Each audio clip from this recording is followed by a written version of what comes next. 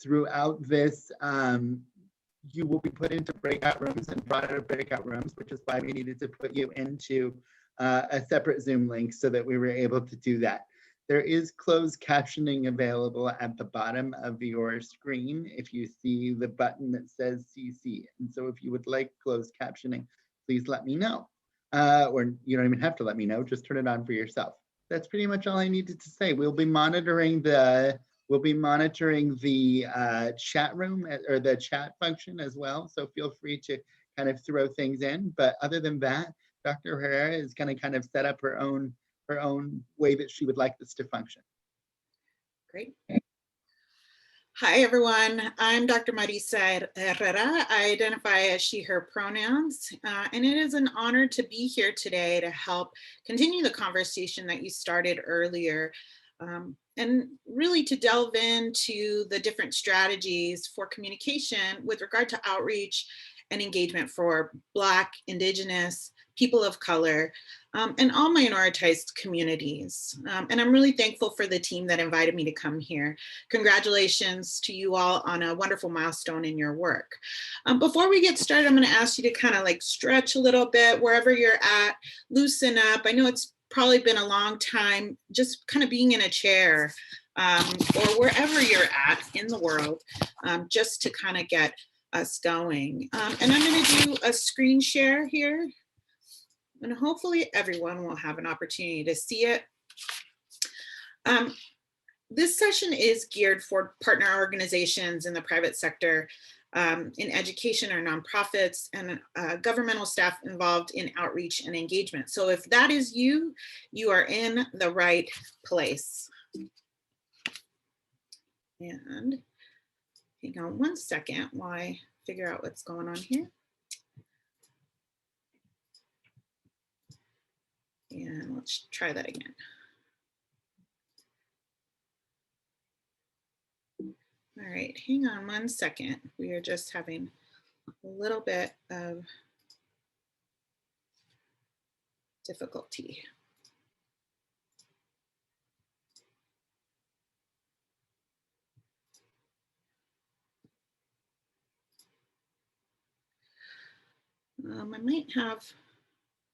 I might need some assistance here from Blaine. I'm not sure if, for some reason, let's see if that works. Okay, so when we began planning this day, we came upon a concept that I had loosely called in conversation, universal design for communities of color, or BIPOC communities. I know that's a newer term, and so some folks use it, some folks don't, but it does mean Black, Indigenous, people of color. And the reason for this organization is to center the experiences of the most historically underrepresented Black and Indigenous at the forefront, and then all other communities, people of color, as part of this group that we're really trying to work with to enhance that understanding. And these are some of the objectives that I hope that we will be able to address today during this session. But it is intended to be the start of a conversation that you'll continue with your teams or whatever space in Bellevue that you work. I certainly do not have all the answers, but as somebody who's worked with BIPOC communities for the past 22 years, I wanted to share a few thoughts and strategies for you to bring back to your teams and work through. Communication is one of the most important tools that I use in reaching, in a grassroots way, communities of color. And some of the most hardest to reach communities up in Skagit and Island counties is where I do my work. One of the tenets that I have in my current role is the belief that we will never have racial equality without economic equality. We can never stand together as equals unless we're equally and equitably benefit in the incredible economic opportunities like the ones we have here in Washington State. But in order to know of these opportunities, you have to be able to receive the communication about those opportunities in the language or the ways that best work for your community. This is precisely why I'm working right now for a nonprofit organization called the Center for Inclusive Entrepreneurship, which is dedicated to eradicating poverty in rural communities. And it's taken the bold step to provide a pathway to new business development and entrepreneurship for BIPOC folks, immigrants, refugees, low-income folks, and people that have been formerly incarcerated. And so it's really exciting to be able to be here today and to share a little bit about what I've learned over the past 22 years in working with these communities. Thank you so much for having me. Before I get started, I also wanted to start off with an acknowledgement that I'm giving my presentation from my home here in Shoreline, Washington. It's the occupied and historical land of the Duwamish, Tulalip, and Coast Salish people who shared these waters and hunted on this land that I live on for generations. Their presence is important, and land acknowledgements is a really important part of a communication strategy. And I wanted to share that with you today. But they are only a start to recognizing and supporting Native, Alaska Native, and Indigenous communities. Quick overview for our agenda today. We're going to be covering 3 key things: setting the stage, some analysis, and we'll get an opportunity to apply some of this knowledge. Perhaps the most important strategy in communicating about bias, race, racism, and racial equity is the premise that we have to learn to be explicit about race when marketing and communications culture has historically hid racial inequities behind other words. Particularly after the week that we've all had and the weeks as we look ahead, we're called on as public servants to be explicit about the history of racial inequality.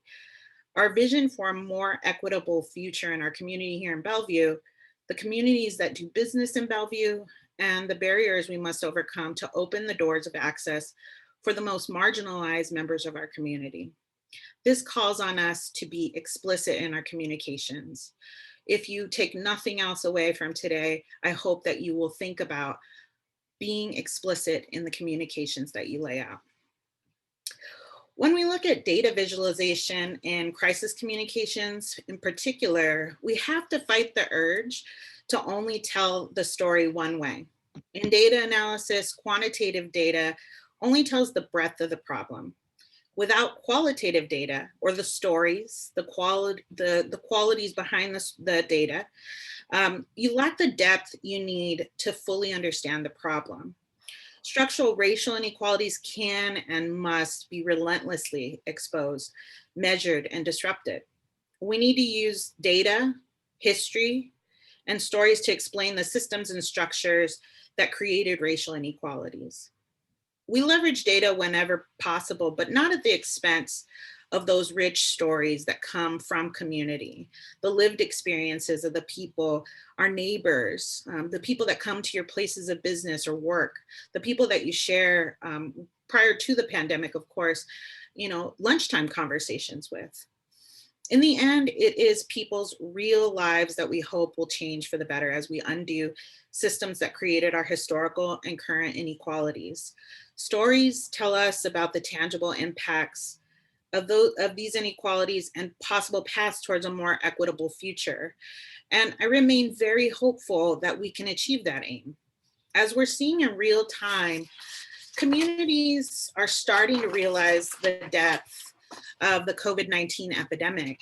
But it's not until they hear about a story of somebody that they know, a personal impact story, my cousin, my friend, my next door neighbor, my coworker, when they hear the ways in which COVID-19 has impacted or touched the lives of somebody they know, or the story resonates with their own story in some way, it starts to register. It shouldn't have to take this, but in being both story and data driven, we're able to hit the message home. So one of the reasons why I'm so glad all of you are here today is that I'm confident that you all are lifelong learners. I come from an education background, and we use the terminology growth mindset. We talk about it in K through 12, we talk about it with college students. It is this concept that you are always learning, always growing. And I love this idea of lifelong learning.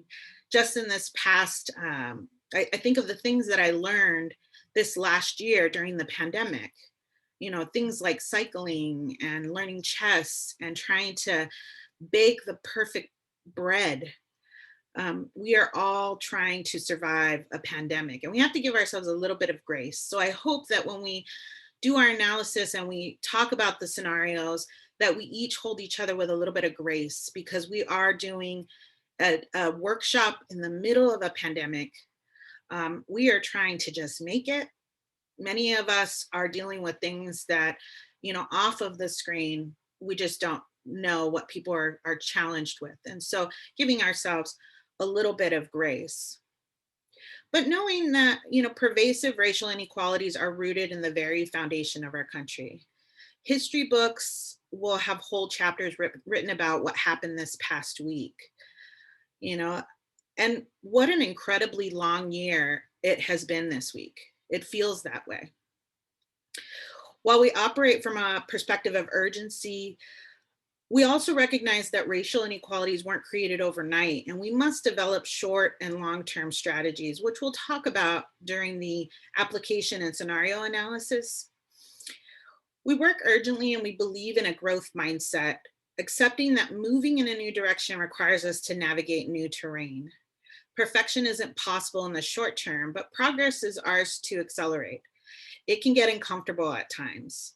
I know, you see the bicycle in the back. I just started cycling and I already want to quit. So much hurts, it's uncomfortable. I don't feel built for this, but believe me, I am, and you are too. Sometimes it's uncomfortable when we stretch and grow, but that is how you know you're growing stronger.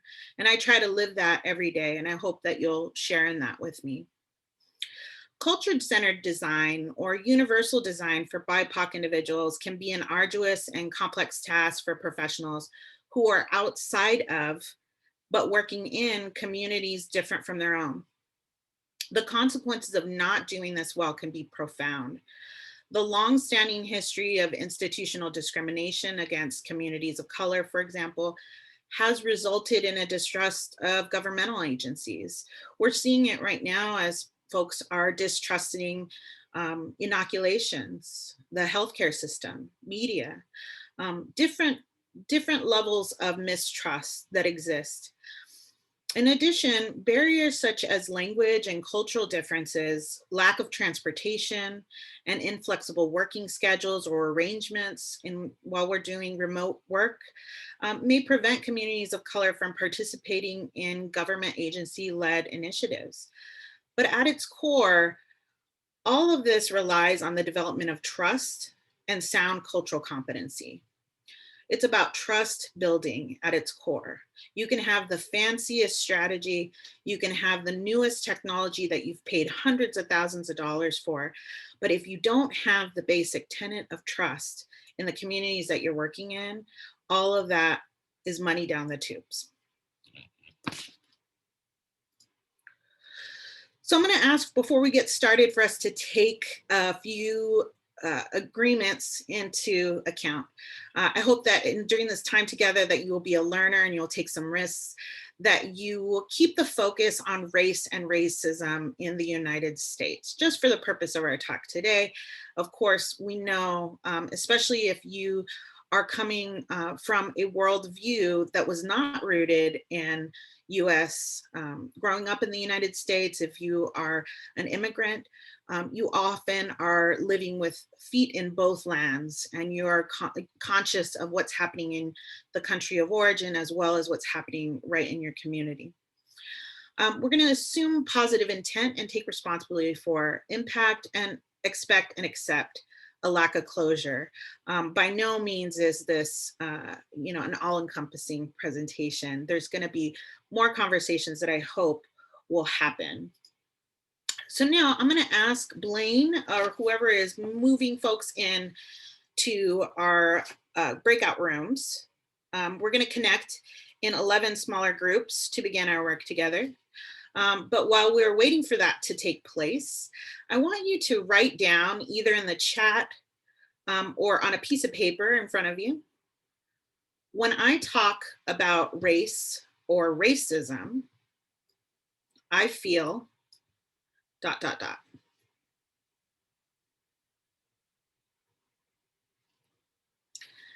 And Blaine, if you would like, you can go ahead and hopefully folks are able to see the slides even when they are in their breakout rooms. Is that possible, Blaine? Sorry, I needed to unmute myself. I'm not entirely sure if that's possible. Okay. I don't believe it is. Okay. So I'm going to ask you to do a few things. We're going to have 15 minutes in our breakout groups. So I'm going to ask you to write down the following questions. So one was for you. When I talk about race or racism, I feel. And then the second is when you're in your group, the last time I talked about race, racism, bias in my department or team, and we can use that loosely. If you're coming from a non-governmental vantage point, you can talk about your organization. But I want you to answer that question. And then the final question is, one challenge I am facing in addressing race or racism in our communication strategy is. So those are the questions over the next 15 minutes that we are going to be asking ourselves and sharing in small groups.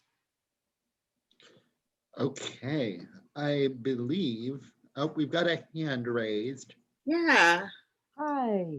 Hi. Thank you so much for doing this work. Thank you, thank you, thank you. Yep. I know I can't see the slides. However, could someone just type those questions into the chat? That would be great. That would be marvelous, because I was writing as fast as I could and now I can't read my writing. Yeah.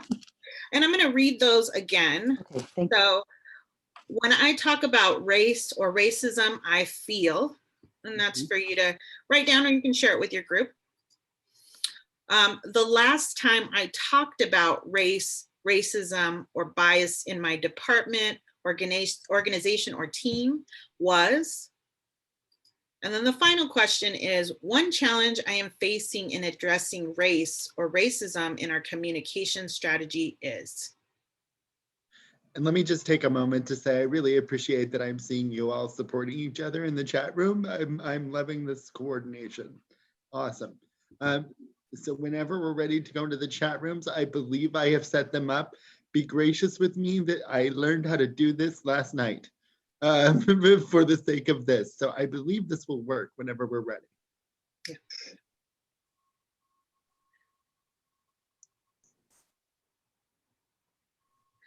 And I'm going to stop the share for a second, just so I can see if there's any, it doesn't allow you to see all the chat, but whenever you're ready to send folks into their group, you can. Okay.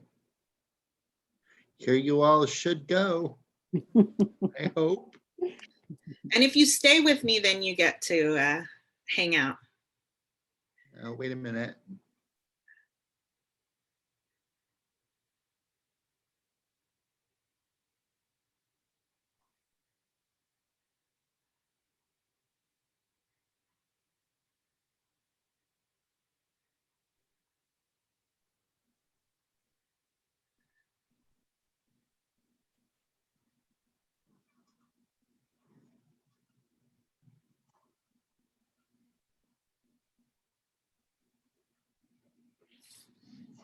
And Blaine, I'm not going to go into a breakout room. I'm just going to stay in the main room.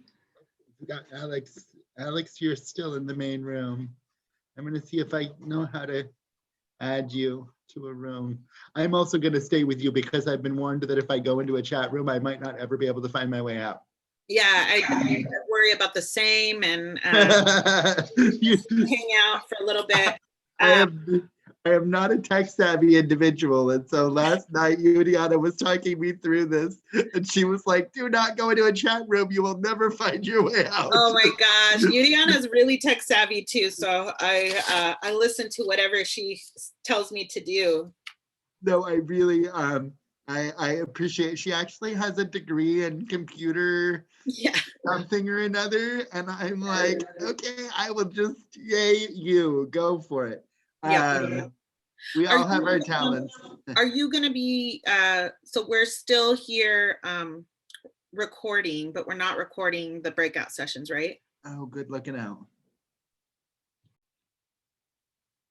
Okay.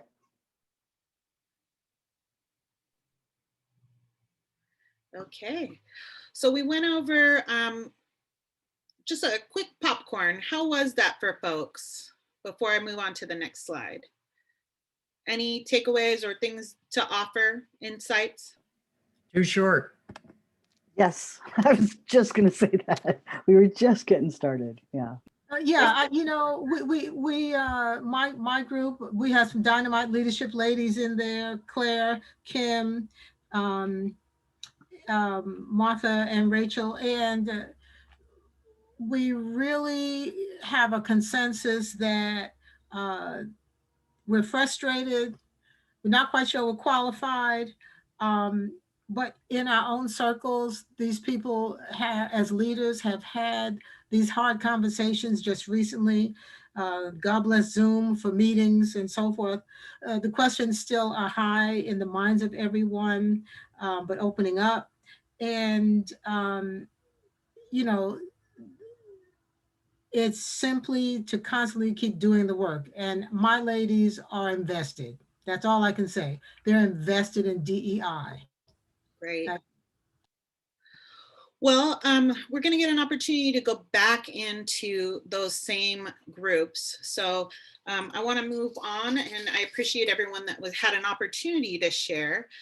You'll get more opportunities to share when we do our next part. So why should we talk about bias and racism? You know, one of the things that I've found has been very helpful is, you know, there's guides and for cities and states to do this work, to advance DEI work, so diversity, equity, and inclusion work, to talk about racial equity. And so I wanted to kind of acknowledge that this work has been going on. It didn't start today. It didn't start with me. You know, there's some wonderful organizations, and this was just one guide that I would recommend, the Municipal Action Guide that talks about advancing racial equity in your city. GARE is also another guide to look at strategic communications, especially around crisis intervention, racial equity communications. But I thought I would give us a short primer on racism. And these are a couple of the things that the National Mayoral Survey said. I think the most important thing that I can do as mayor would be a convener of these really hard conversations that we need to be having about how our police interact with our minority communities, how our minority communities are impacted by education and housing and transportation and poverty. And I couldn't agree more. Beverly Daniel Tatum, who is an education researcher, former president of Spelman College, one of our historically Black colleges, said it's like racism is like smog in the air. Sometimes it's so thick, it is visible. Other times it is less apparent, but always, day in and day out, we are breathing it in. I think this past week, I have to acknowledge that the smog was thick. It was like black smoke. You know, that racial fog, none of us could avoid it. And we are all breathing it in. So what is racism? Want to give a quick overview, and you know, not to spend time where it's very important, but I think just to make sure that we're all coming from the same place, and to go through a few slides for us to all have the same understanding of how racism manifests. So quite frankly, this is the definition of racism. It's a system of social structures that provides or denies access, safety, resources, and power based on race categories, and produces and reproduces race-based inequities. It affects us individually, is built into our institutions, and is woven in the fabric of our culture. Though racism is a system, it has many manifestations, and here are a few. So these are just 3 ways that racism manifests. The institutional level, and I'll go into some examples of what that represents. The interpersonal, so institutional meaning systems, organizations, interpersonal, meaning between you and I, and then internalized, which is racism that manifests within us, the things that we think about, the things that we know and don't share. So institutional racism is the way that racism manifests within various institutions in society. This includes policies and practices that perpetuate a cycle of racial inequality and are promoted either overtly or subtly by institutions. So that could be policies that have to do with schools, government, housing, media. This past year, as students were working remotely or we were having to transact business, it has really cast a shadow on the ways in which institutional racism plays out, who has access and who doesn't. For instance, I heard a story of somebody needing to go and get a restraining order. The difficulties in a pandemic of getting a restraining order and the ways in which they felt like it was systemically, racism, in the ways in which they were treated, that was a policy and practice that perpetuated a cycle of racial inequality. And it felt very overt to that individual that was in need, keeping in mind that we were still in a pandemic.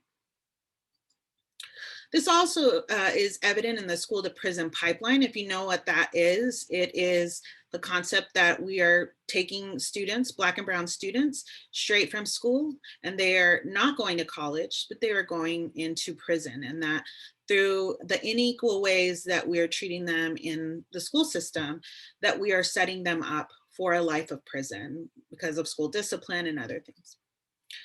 Food deserts. Redlining, if you're from Seattle, you know very much. I live in a community called Innis Arden here in Shoreline, Washington. And it was a racially restricted covenant up until 2006. If you were a person of color, you had to either be a domestic worker or white in order to own a home in the neighborhood that I live in. As a Latina, I would not have been able to live in the community that I currently reside in. Stop and frisk, we saw that this week, where the treatment of individuals based on race, in my opinion, and I think a lot of folks do share that opinion, that the treatment of people for no other reason than the color of their skin by police, it's a different level of treatment. Media. When we get into interpersonal racism, we're talking about the consciously or subconsciously discriminating against a person or group simply because of their race. This is usually manifested through communication, whether it's verbal or nonverbal or actions. And it occurs when those with racial privilege, and let's be explicit here, within the system of racism and race in the United States, we're talking about white identified, largely cisgendered people. Discriminate against, isolate, minimize the experience of, or oppress those with no historical, structural power, just people of color. So some examples are microaggressions. Those are the small, innocuous slights that have an impact. Multiculturalism versus anti-racism. Social exclusion, language, school discipline, financial aid assumptions. And that's in my previous role, we spent a lot of time talking about the ways in which interpersonal racism shows up in systems within colleges. Internalized racism, an individual's conscious or subconscious acceptance of racial hierarchy in which white people are consistently ranked above people of color. It is manifested by, but not limited to, exhibiting patterns of thinking that one's racial group is inferior. An example of this would be questioning one's self-worth based on their racial identity, or wanting to change the texture of your hair, or wanting to limit the amount of time that you spend out in the sun because you don't want to get, a darker shade of your skin color. or thinking aspects of the dominant culture are superior, assuming whiteness is the norm and you are not the norm. So it's questioning, I belong here, or trying to say that you belong here. Confronting things and saying, is that really racist? Let me show you what is racist. It's shown up in owning versus renting, code switching, talking or acting one way in the workplace or in certain settings, and then switching back to your regular state of being when you're at home, or having all the answers.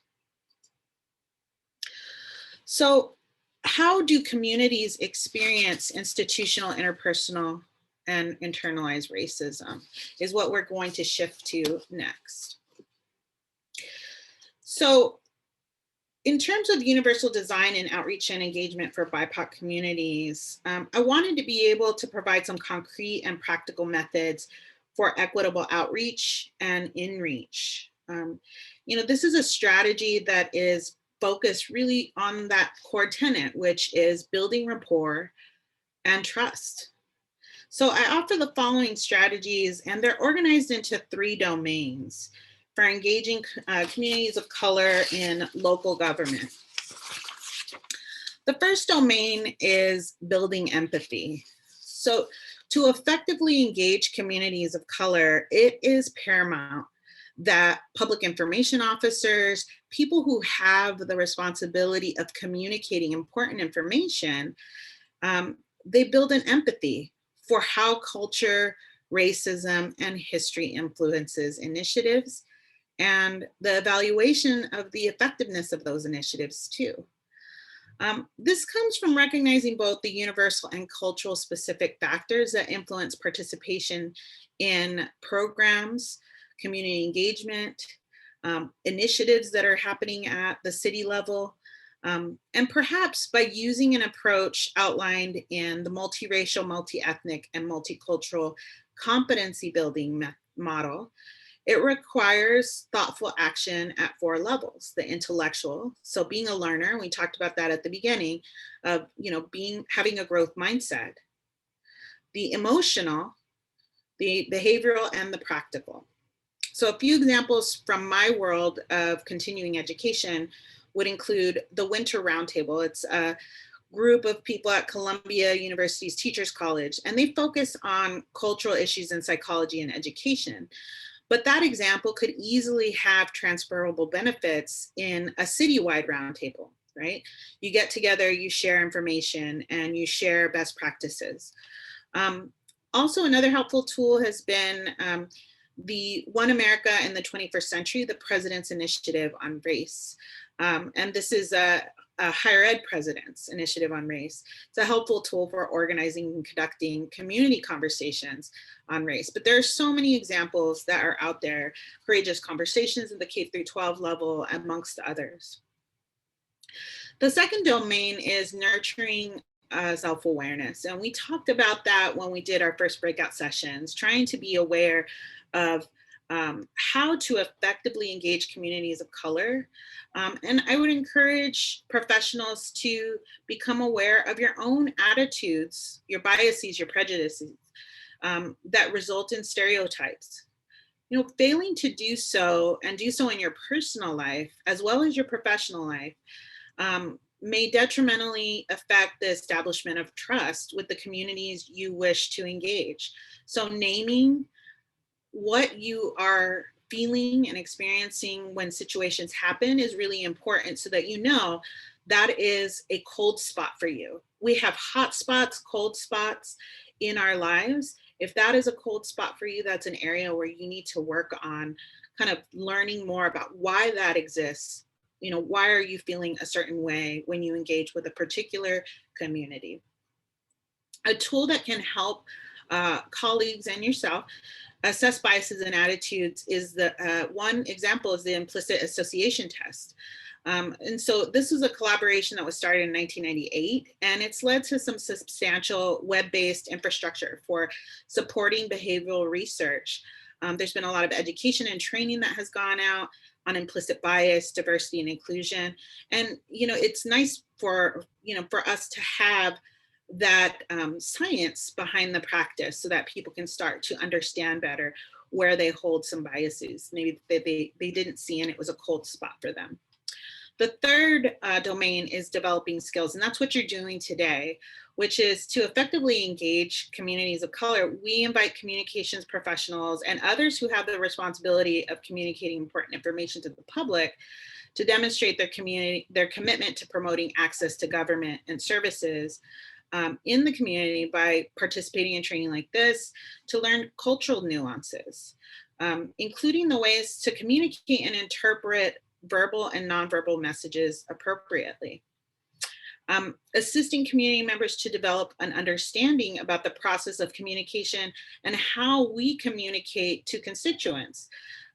What's the rationale for why we do what we do in the way that we do it? Why do we put things up on a website? Why do we want people to sign up for emergency bulletins? Why do we want people to come to certain events or programs? Providing some rationale and expectations is really important towards building trust. Such understanding may facilitate that very engagement in future events, services, and programs. You can't just slap up a flyer or send out an email blast and expect that you're going to reach every member of the community. How we communicate is different depending on our lived experiences and how we receive information. The other thing is developing partnerships with local agencies and providers of services that are respected by the community.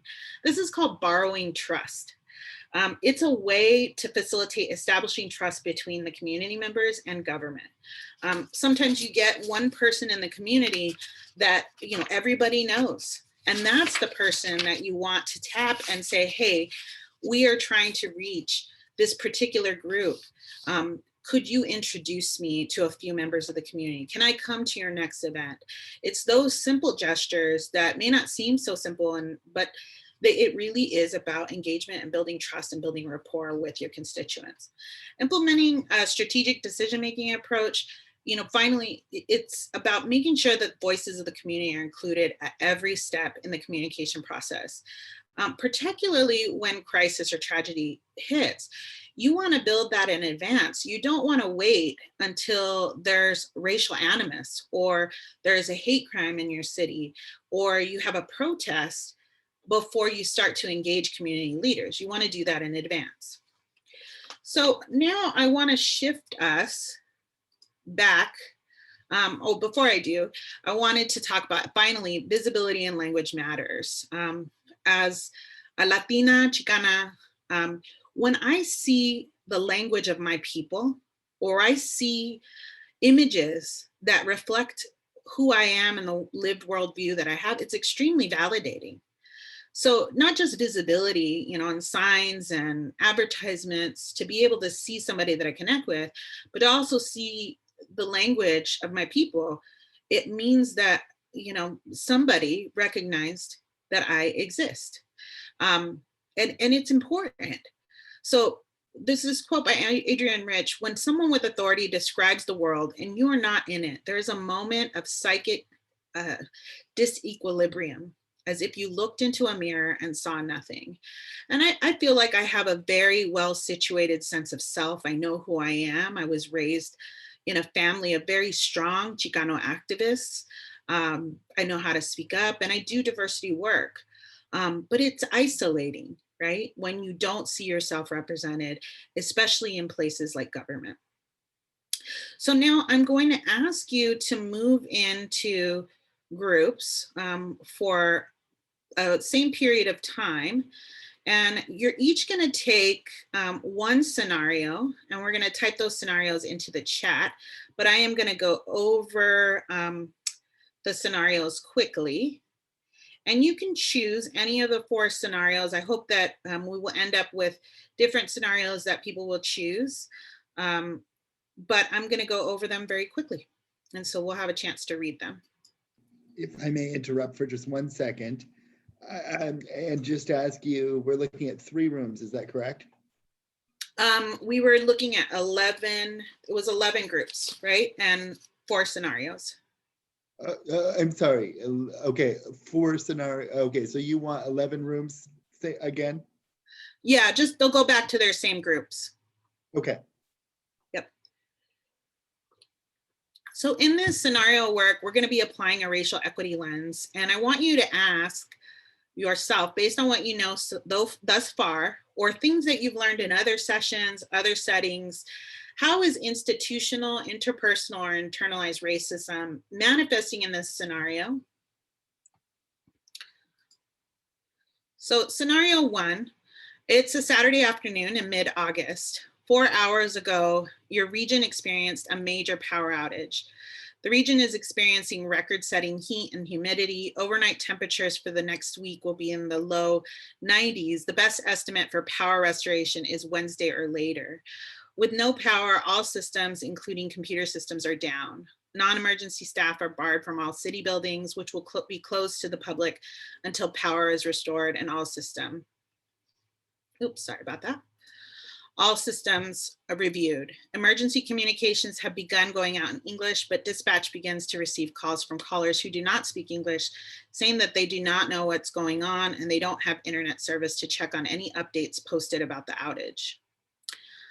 Scenario two, at 10 p.m. on Monday, your director was notified that a local business area accessible to the public was damaged by a fire after hours on Monday, thought to have been caused by an explosive device.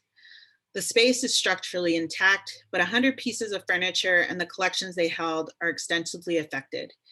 Fire officials are checking all spaces for additional explosives, and police are investigating.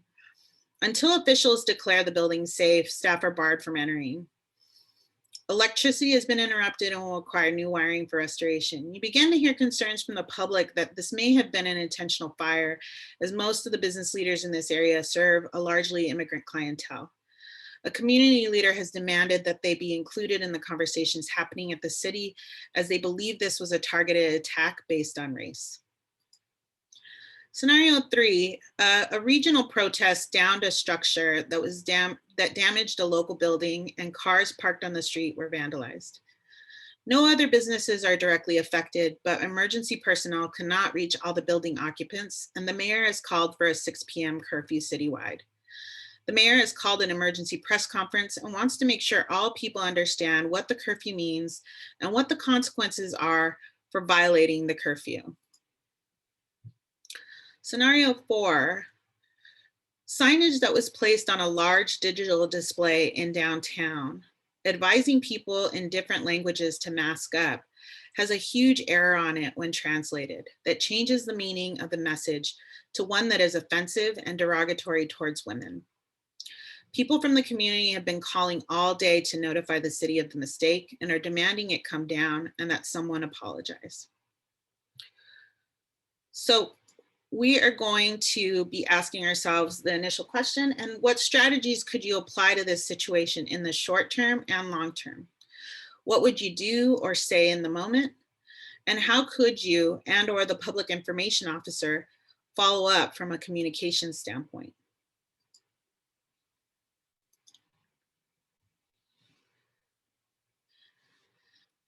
And I think what we'll do here, because it's probably a lot easier, I'm going to go ahead and take some of these and put them into the chat. And as groups, you can identify, and I will, Risa, I saw your question.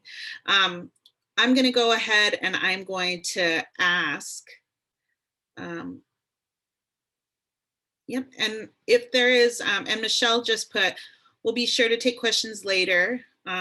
If I have a breaking point, and if you have your question, if you have a question, please feel free to put it in the chat and I will answer. So as we're moving people into the breakout rooms, I'm going to go ahead and start to populate some of these scenarios and the questions.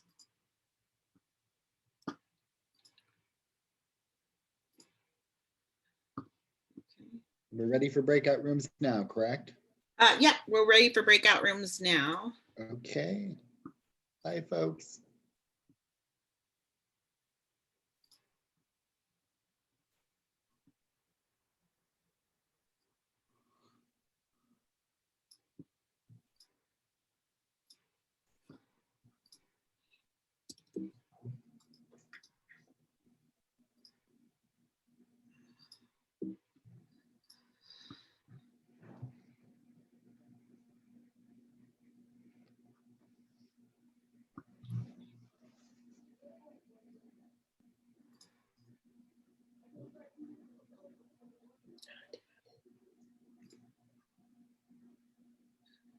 I'm having a difficult time pasting the scenarios for some reason. It's not letting me paste into the chat, which is super annoying. I wonder how I could grab them.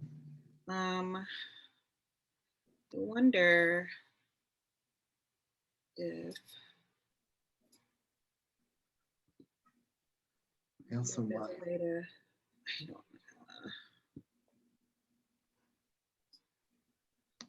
Okay, let's see if this works. You don't have your email account handy, do you? I do. Okay, here, I'll send them to you really quick. If you could send them to me as a chunk, that would be great, and I'll just copy and paste. Yep. Let me send everyone a message. Helena, I will. I'm trying to figure out how to get Helena into a room, and I don't see her on the list. Helena, are you there?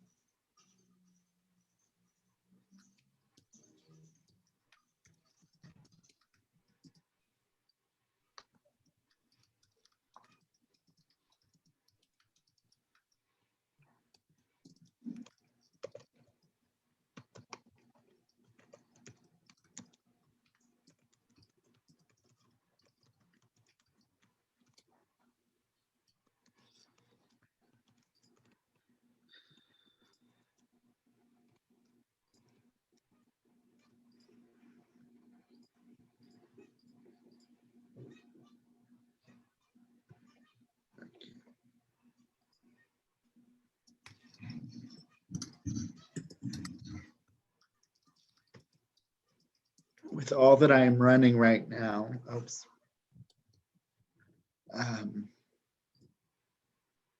Things are very slow on my computer.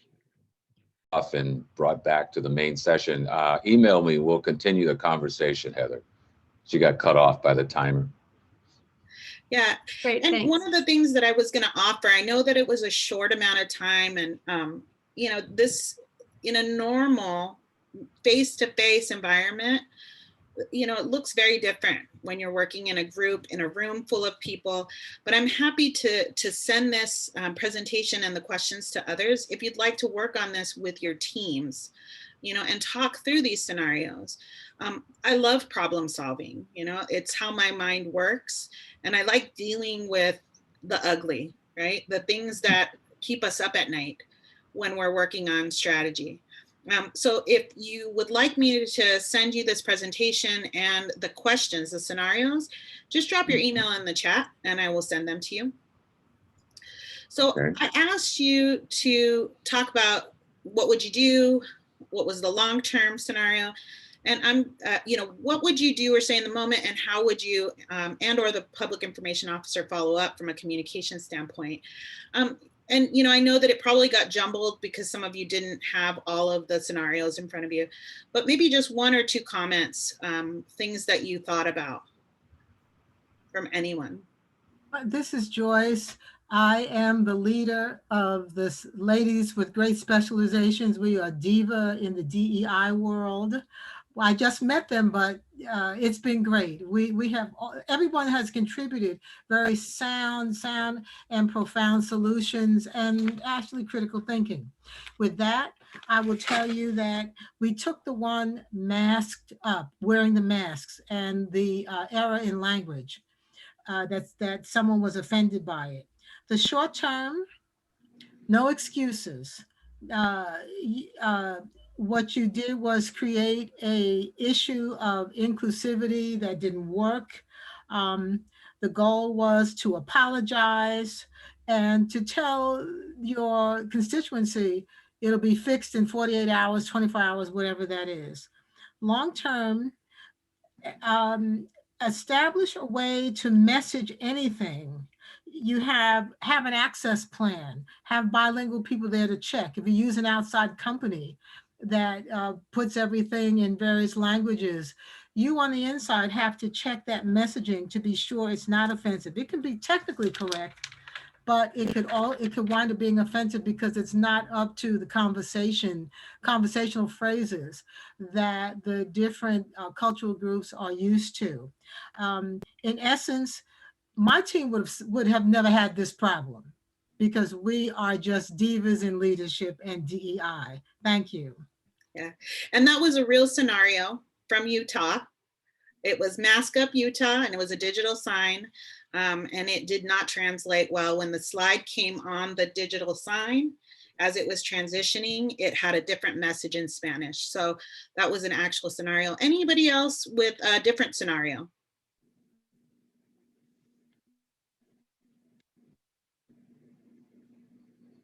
Okay.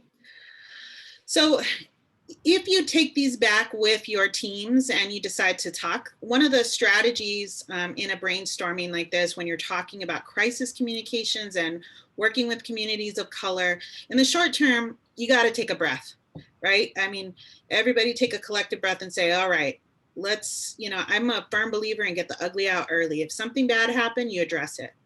You affirm that it happened, just like Joyce had shared about her diversity divas. Ask, inquire, continue the conversation, intervene immediately, and apply a racial equity lens. Think about who is impacted most. And in the long term, educate yourself, figure out why it happened, how you can prevent it.